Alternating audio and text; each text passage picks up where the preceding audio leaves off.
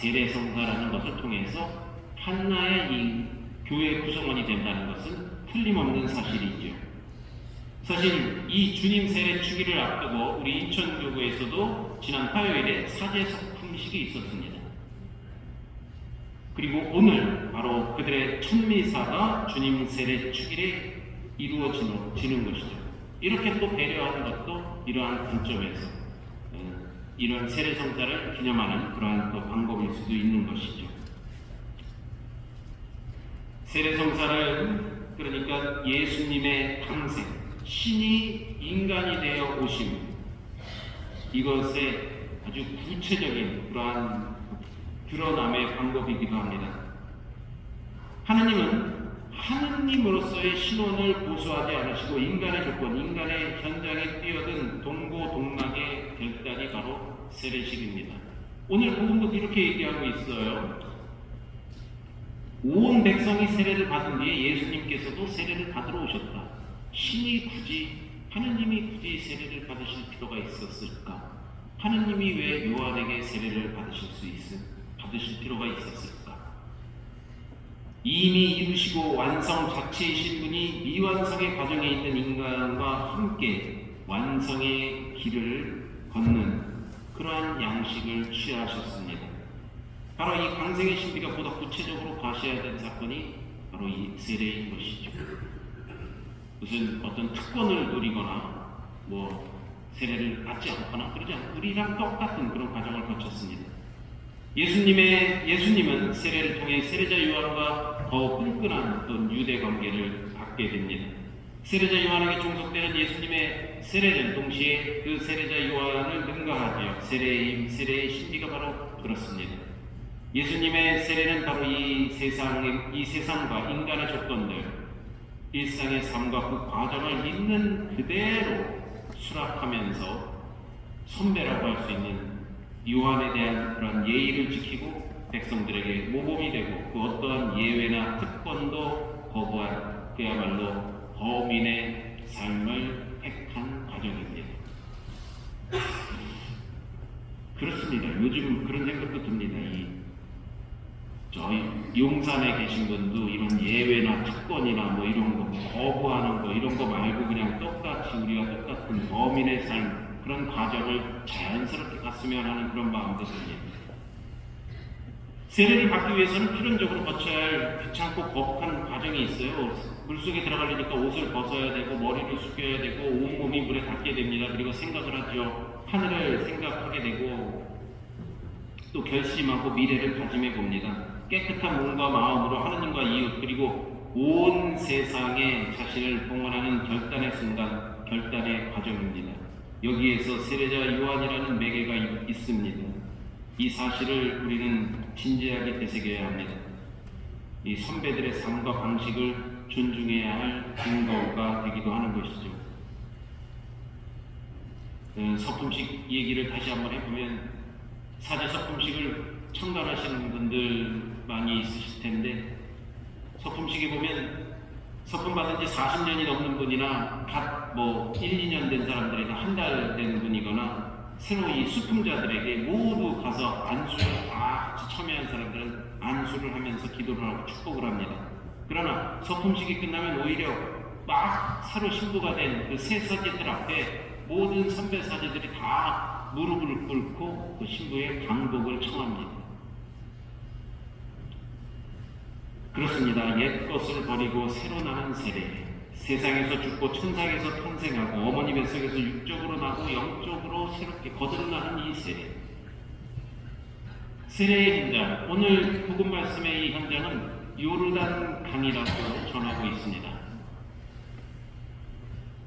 여러분들은 어디서 세례를 받으셨습니까?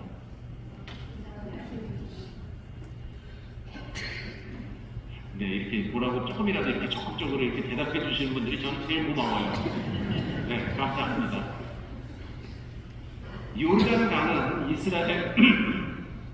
이스라엘 백성에게 단순한 강이 아니었습니다. 그것은 하느님과 이스라엘 백성의 새로운 관계를 맺는 갱신의 강이었고 이스라엘 민족의 새로운 개척은들 요르단 강을 건너므로써 이루어졌습니다. 여호수아가 이스라엘 백성을 이끌고 요르단강을 건너 가나안 복지로 들어갔고 적과 꿀이 흐르는 땅으로 입성했습니다. 한편 오늘날 세상을 떠난 사람들, 아이고 하느님 곁으로 가셨다, 이러한 표현을 요르단강 건너셨다고 이렇게 이야기를 하기도 합니다. 하긴 예전에 그런 다큐 영화도 있었던 것 같은데요. 니마 저 강을 건너지 마오, 이런 제목도 있었던 것 같습니다. 요한은 이러한 요르단 강으로 이스라엘 백성들을 불러들였고 그곳에서 온전한 거듭남을 위한 세례를 베풀었습니다. 세례를 받은 백성들은 다시 자신들의 고향으로 돌아가 거듭난 사람의 삶을 살기 위해 노력을 했던 것이죠. 여러분, 우리들의 요르단 강은 어디입니까? 사실 요르단이라는 이름은 내려가다라는 그런 뜻이 그 말에 함축되어 있다고 해요. 그렇습니다. 우리들의 요르단강, 바로 여기 이 성전이 아니겠습니까? 우리는 오늘 세례를, 우리가 여기서 바로 이 성전에서 세례를 받았고, 여기서 결혼식을 하고, 또 여기서 결국은 지상에서의 마지막 순간, 죽음을 맞이할 것입니다. 요르단강 건너갈 때는 필수적으로 이 성경에 들려서 가는 거죠. 여기 성전에 깊이 빠졌다가 푹 빠졌다가 다시 세상으로 나섬이 세례의 갱신이요 거듭남입니다. 여러분은 지금 이 거룩한 요르단강 물속에 들어와 계십니다. 모든 허물을 씻어내는 세례식에 함께 하고 계신 것입니다.